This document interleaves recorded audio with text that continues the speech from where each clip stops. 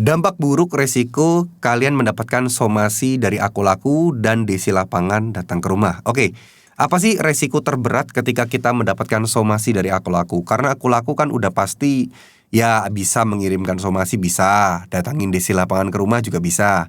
Nah, kalau itu terjadi apa dampak buruknya? Oke, yang pertama buat teman-teman, aku laku itu memang terkenal Desi Lapangannya itu cukup lumayan banyak ya.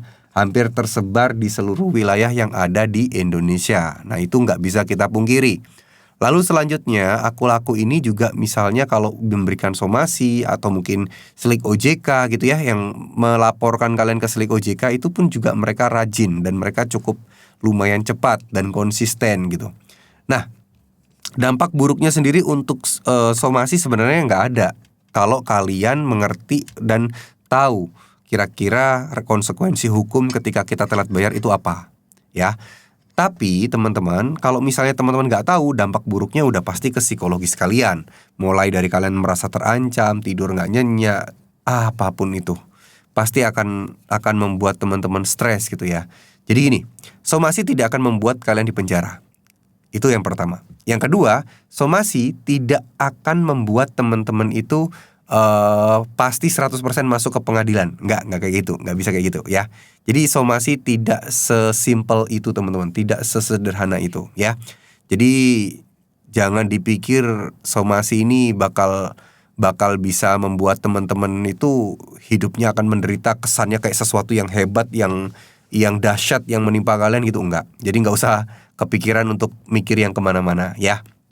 Lalu kemudian ya kalau Desi Lapangan datang ya siapkan mental aja sih. Maksudnya kalian harus, sekali lagi kalian harus memahami bahwa nggak semua hal yang kalian pikirkan itu pasti akan terjadi. Apa yang disampaikan mereka belum tentu terjadi ya. Jadi nggak usah terlalu takut. Tetangga sih mungkin akan malu ya. Maksudnya kita malu kalau tetangga tahu ada keributan. Makanya temuin DC-nya, ngomong baik-baik. Insya Allah sih harusnya DC-nya juga nggak mungkin teriak-teriak ya. Jadi insya Allah sih ya kita bisa redam dengan cara seperti itu. Jangan menjanjikan sesuatu juga, tapi usahakan dan upayakan yang terbaik. Bilang sama DC-nya, saya pengen menyelesaikan utang ini, pengen bisa bayar, tapi kendalanya sekarang masih belum ada dana dan saya akan berjuang untuk bisa membayarnya. Ya insya Allah itu akan bisa sedikit meredam kedua belah pihak lah ya.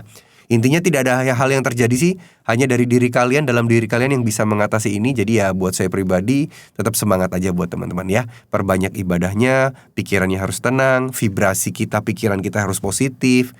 Yakin Allah pasti akan membantu kita.